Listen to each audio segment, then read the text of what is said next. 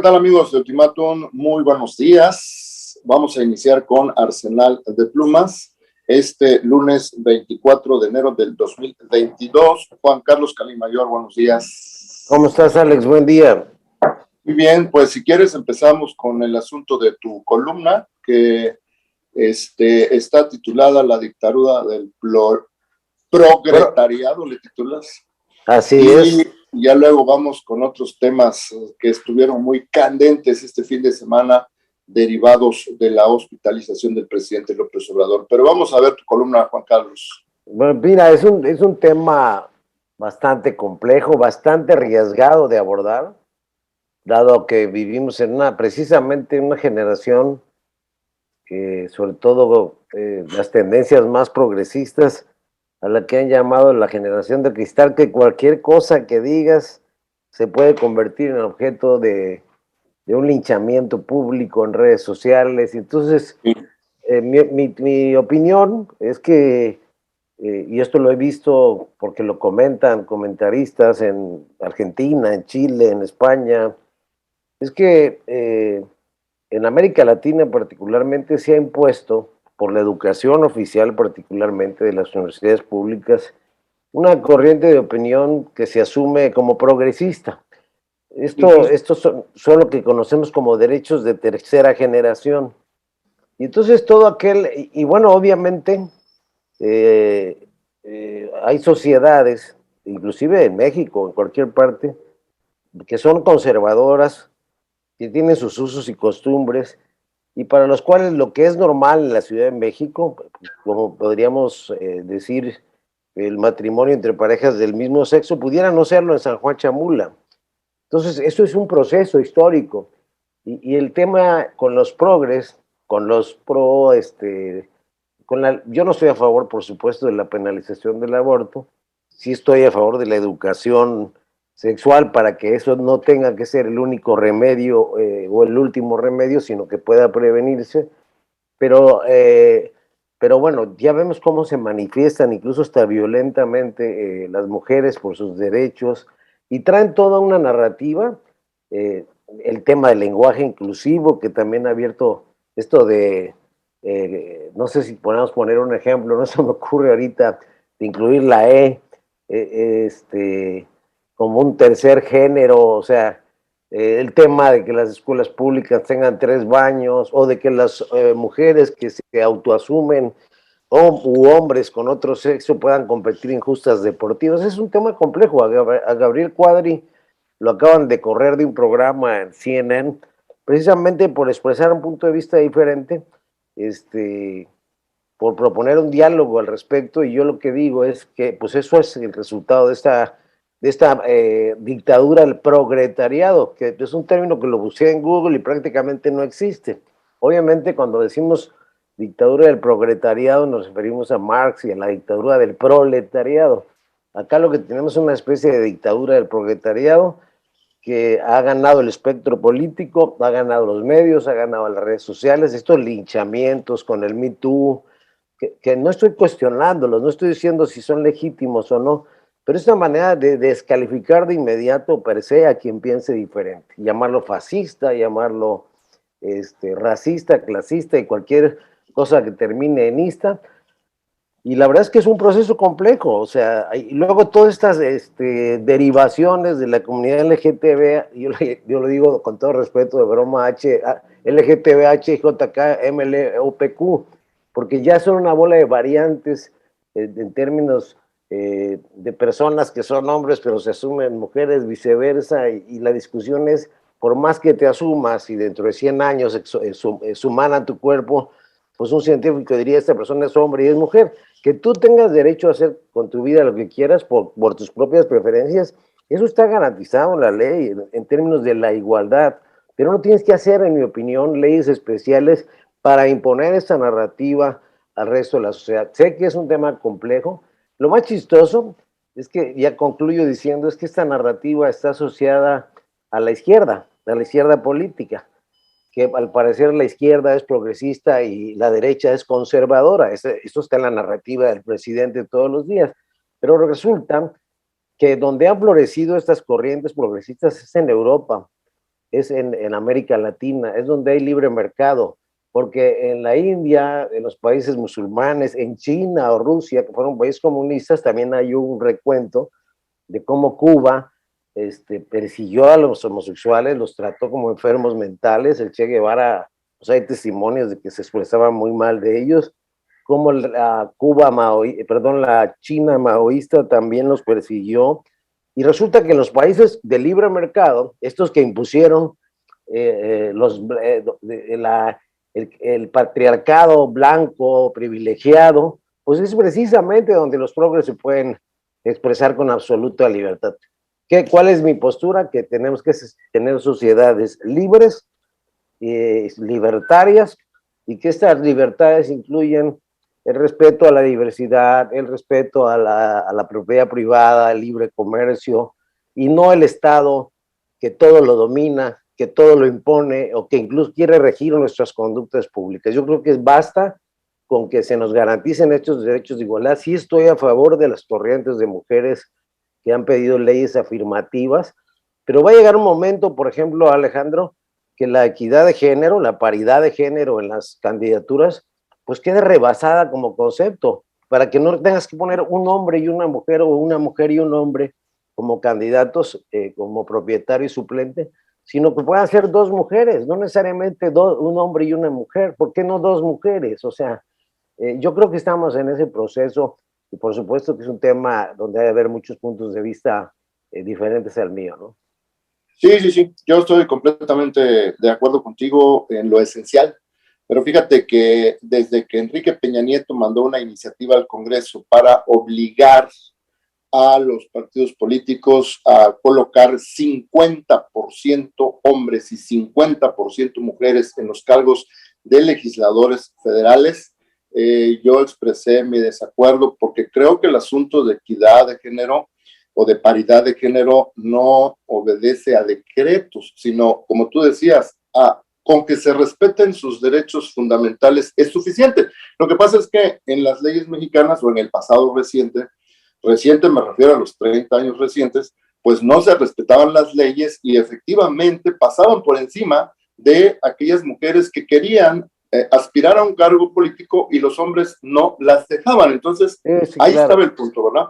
Pero sí, si se respeta la ley, no es necesario hacer decretos para obligar a los partidos a hacer tal o cual cosa, porque acuérdate que aquí yo tuve amigos dirigentes de partidos pequeños que un día antes de que venciera el plazo de registrar a candidatos andaban corriendo porque no encontraban mujeres. Detalle. Sí, ciertamente vivimos en una sociedad machista que está pasando por un proceso sociológico, porque las mujeres no tenían el rol hasta hace unos años de, por ejemplo, claro, de ser autosuficientes, de trabajar, claro, y ahora que han empezado a ser más autosuficientes, pues sí, obviamente tienen más libertades y están ocupando los espacios que merecen. Claro. Hoy tenemos más mujeres, Alejandro, en el Congreso que hombres, por ejemplo. Sí. Tengo entendido que son 26. Pero obligado por eso, porque por las leyes los obligan, ¿no? Oye, Alex, pero ¿en dónde queda, por ejemplo, aquella persona, porque eso es parte del debate que hay, que es hombre pero se percibe mujer, y una ley que está proponiendo que se pueda inclusive cambiar de nombre? Entonces, imagínate que una persona se quiera presentar como candidata mujer en un distrito, alegando que ella como persona se percibe mujer y que los demás tienen que aceptar, claro, esa autopercepción. Sí. Ahí es donde entra el quid del asunto y sí, la discusión, y pero el tema es que son muy irritables, no quieren dialogar, se ofenden, y yo creo que esto sí merece una discusión abierta, claro, para buscar un equilibrio, ¿no? De acuerdo, y fíjate que hay otro punto que ya lo abordaremos después, que es el lenguaje. Ya quieren sobreponerse a las lenguas generales del lenguaje, que viene, yo creo que golpeando de manera arbitraria la forma correcta de hablar, o quienes trabajamos en los medios que nos esmeramos por tratar de hablar correctamente para que podamos comunicar lo que decimos. He visto que también en algunos casos se aferran a que uno debería adoptar las formas que ellos quieren que se les llame, ¿no? Sí, por ejemplo, ya hay hasta sorna en varios videos que he estado viendo, cuando se refieren a todas, todos y todes, Sí, ¿no? Y cierto. bueno, pero ahí el tema, la postura de la Real Academia Ay, se Española, cortó. la postura de la Real Academia Española, ¿me escuchas? ¿Qué pasó? ¿Nos escuchamos?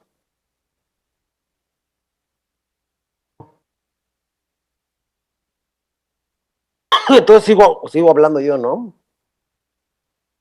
Y la postura de la Real Academia Española de Lengua es de que sí es válido utilizar estos términos por usos, por costumbres, estas, estas alocuciones, Sí, dice la Real Academia, decía Alejandro, que sí lo acepta que se puedan imponer por medio de la costumbre, de su uso.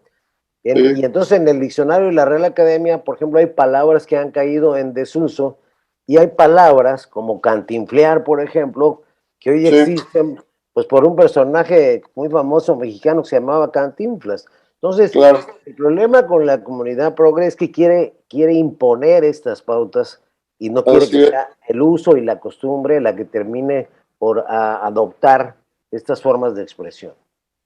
Claro, yo soy de la idea de defender el lenguaje, pero bueno, Yo ya lo también, iremos viendo porque es un tema muy complejo también, ahí él lo coincido sabía. contigo.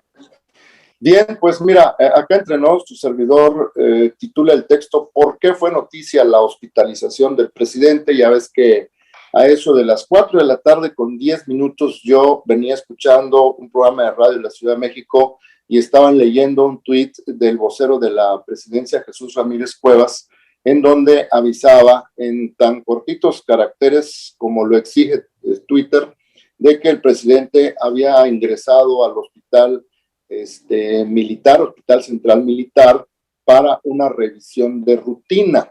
Pero eso fue noticia rapidito porque, pues, en la mañana el presidente había estado en la conferencia mañanera, se había retirado como si nada y él le acostumbra a decir todo lo que va a hacer sobre todo ese tipo de cosas, si no sobrepasan pues a la privacidad que exige un cargo de presidente. Pero ese día no dijo nada y ya luego, pues en la noche, tarde noche, el secretario de Gobernación tuvo que emitir un comunicado en donde efectivamente confirmaba que a las 10:30 de la mañana el presidente había ingresado al hospital para una revisión de rutina y en una consulta programada, decían, como para apagar los rumores de que había sido una emergencia, ¿verdad? Ya luego explicaba que se le había practicado un cateterismo para revisarle cómo estaba funcionando su corazón y decía que le habían encontrado que estaba sano. Sin embargo, ahí durmió el presidente en el Hospital Central Militar.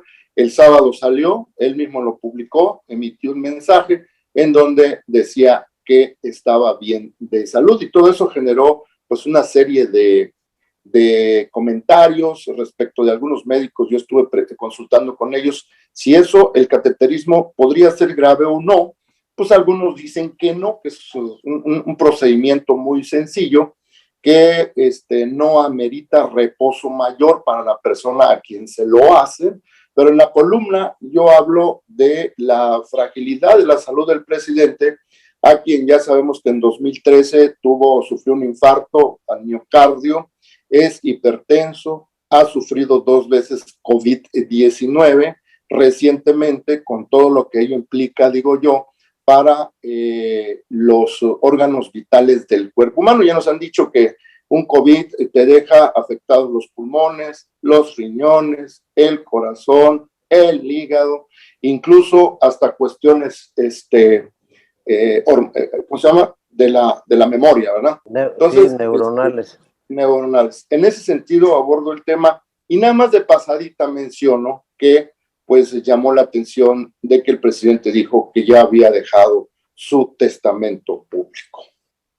Oye, Alex, pero somos y el gran debate que se da en torno a esto del testamento, que quiere heredar una especie de monarquía en caso de... Eso es un debate estéril y tonto. O sea, el presidente, al momento que se sintió... Para empezar, hay que aclarar que no te hacen un cateterismo cada 6 meses o cada 3, no. El cateterismo es una medida que tampoco es una gran intervención, así, que ponga en riesgo la vida, preventiva para identificar coágulos a tiempo y evitar sorpresas de un posible infarto.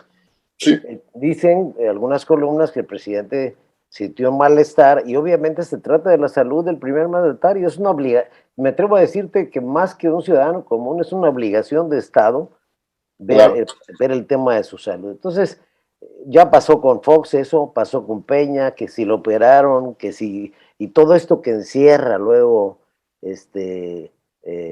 digamos, este tipo de intervenciones que sufren. Son seres humanos comunes y corrientes. O sea, y cuando el presidente habla de testamento político, lo que está queriendo decir, desde mi punto de vista, es que tomó las previsiones necesarias. Vamos a suponer positivamente, en el mejor, menos peor de los casos, que el presidente fuera hospitalizado y resultara que tiene que quedarse más tiempo, o que de la hospitalización surgiera una intervención mayor, una terapia intensiva. Entonces no puedes dejar en el limbo las cosas. La Constitución señala que el presidente puede pedir licencia hasta por 60 días, por casos efectivamente como este. Porque irse de vacaciones pues no lo ha hecho ningún presidente. Lo hizo Santana, por ejemplo, cuando fue a combatir a Texas, pidió una licencia temporal, pero en este caso el presidente sí tenía que prever y dar instrucciones antes de ser intervenido de esta manera, y la ley prevé que el que asume el cargo es el secretario. En caso de licencia, el que asume el cargo es el secretario de Gobernación, y en el caso de que llegara a declararse falta absoluta, es decir, que ya no pudiera reintegrarse a sus labores el presidente, que no necesariamente implican su muerte, aunque él mismo lo ha advertido. Podría ser un tratamiento, pues hay personas que caen en estado de coma o que están en terapia intensiva por meses, entonces no se puede quedar en el limbo el país. Entonces, ¿qué señala la Constitución?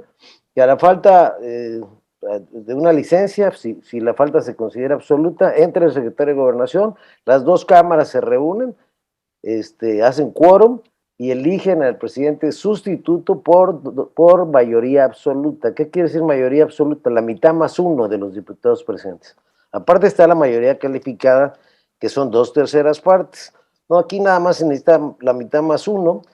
Yo creo, y no me gusta especular porque deseamos que el presidente esté bien de salud, que lo que procedería en todo caso es que toma posesión como presidente provisional, porque así se llama, provisional, ¿cómo se llama?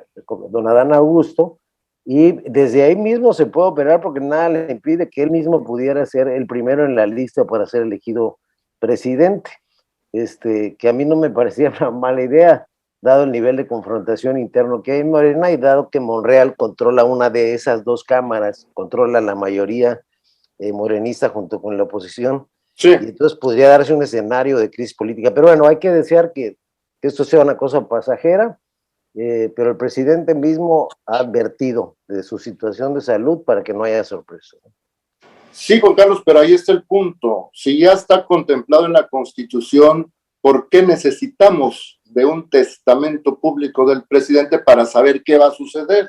Por una sencilla razón, porque en Morena, como el presidente se basan en dogmas, ¿no?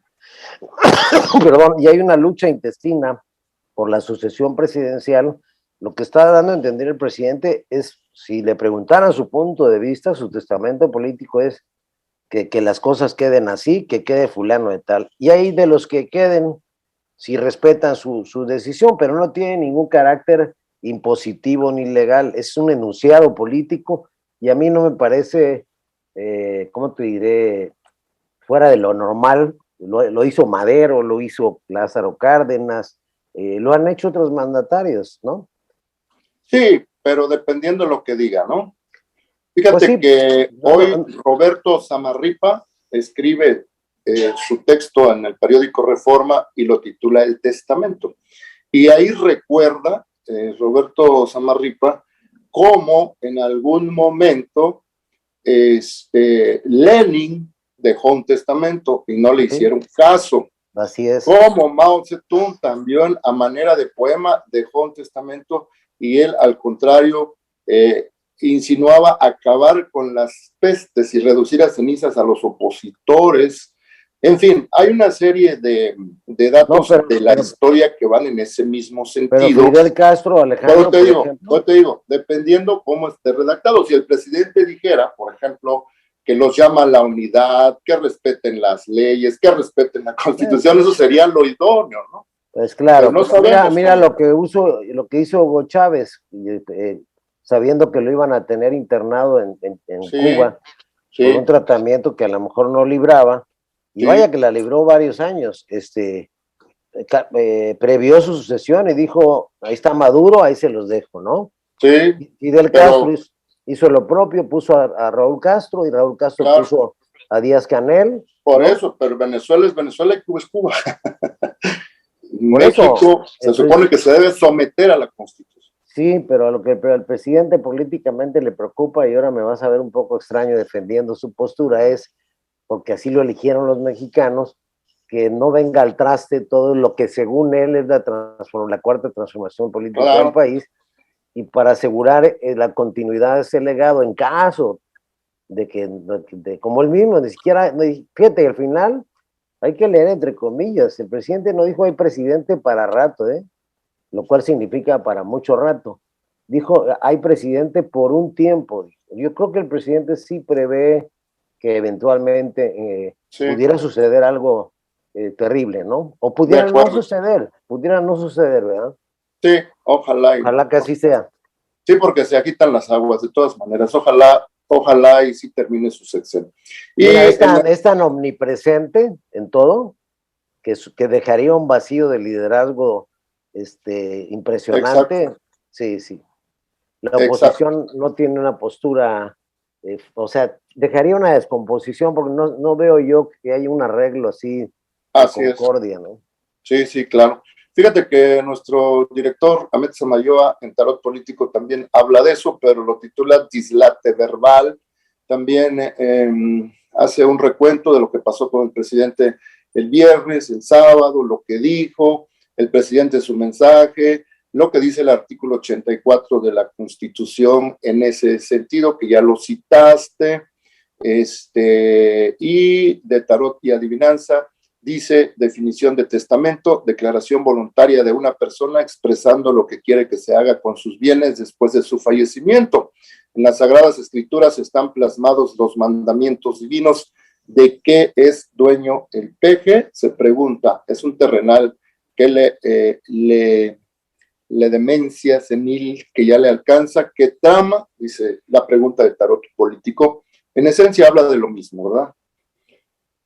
Y ahí va lo mismo otra vez. El presidente lo que quiere es asegurar su legado, la continuidad de su legado, lo que él considera su legado, y no creo que sea una imposición. Yo insisto en que es una preocupación legítima dado su estado de salud. Y hay que aclarar, Alejandro, que es muy importante. No lo estamos matando al presidente, los comentaristas y los analistas. Por supuesto que no. Ni la clase política. Estamos en base a lo que él ha reconocido y ha hecho público, primero su hospitalización en el 2013. Fíjate cuánto tiempo pasó y no tuvo problema.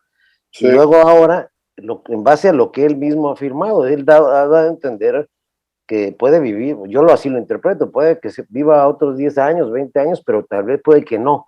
Y es lo que está previendo. A mí lo que sí me parece una imprudencia, nada más para rematar, Alejandro, es que el presidente no quiera parar su intensa actividad, que el presidente ya, ahora sí, con todo respeto, deje de comer tlacoyos y deje de comer chimichangas, ¿no?